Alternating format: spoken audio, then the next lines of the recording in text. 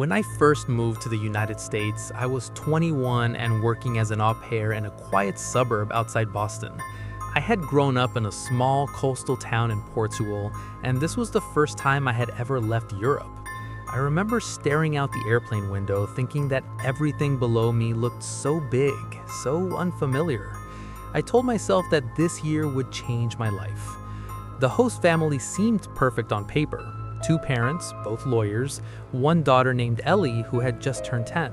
They lived in a large gray house at the end of a cul-de-sac, the kind of place where neighbors waved politely and children rode bikes in circles until sunset. I felt safe the moment I arrived.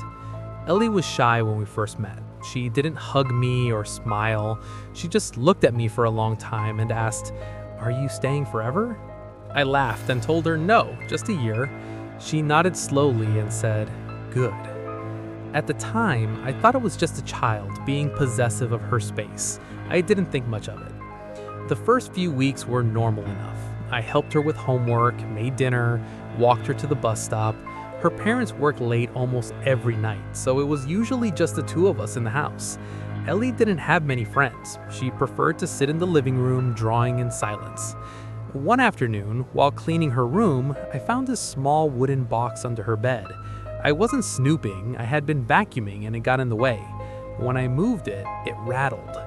Inside were tiny objects, a dead bird's wing, dried flowers, a bracelet I recognized from one of the neighbor girls, and the folded piece of paper with my name written over and over again in black marker. Not just my first name, my full name. I had never told her my middle name. That night, I asked her gently about the box. She stared at me with an expression I couldn't read and said, "You're not supposed to touch my things." I apologized and told her I was just cleaning. She leaned closer and whispered, "Some things don't like being moved." After that, things started happening around the house. I would wake up to my bedroom door slightly open, even though I always locked it. I began placing a chair under the handle at night, just in case. One morning, I found my phone missing. I panicked, thinking I had lost it, until I found it in Ellie's backpack when I was packing her lunch. When I asked why she had it, she shrugged and said, "I wanted to see who you talked to." Her parents brushed everything off. "She's imaginative," her mother said with a tired smile.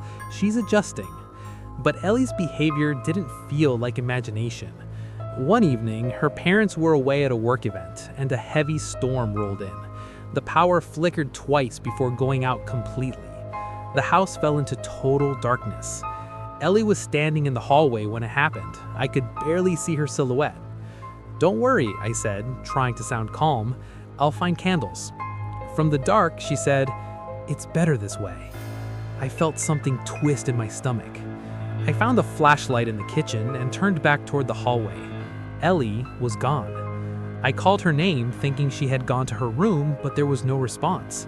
The house felt different without electricity. Too quiet, too still.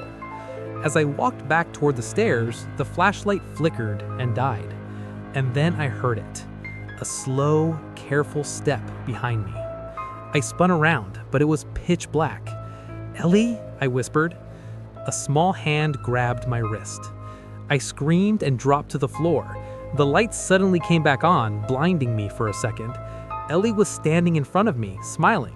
Her grip on my wrist was surprisingly tight. "You scared too easily," she said.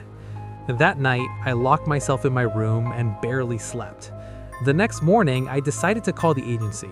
I didn't know how to explain what was happening without sounding dramatic, but I told them I felt unsafe.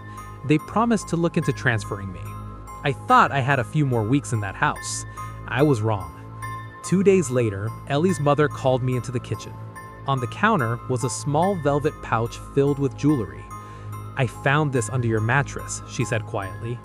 My heart dropped. I had never seen it before. Ellie stood in the doorway behind her, watching me. Not smiling this time, just watching. I tried to defend myself, but it didn't matter. The decision had already been made.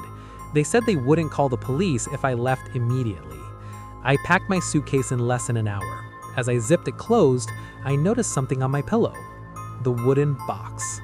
Inside was a new piece of paper. This time, it didn't have my name on it. It had the word almost. I left that house shaking, and I never looked back. The agency later told me that the family had withdrawn from the program entirely. They gave no reason.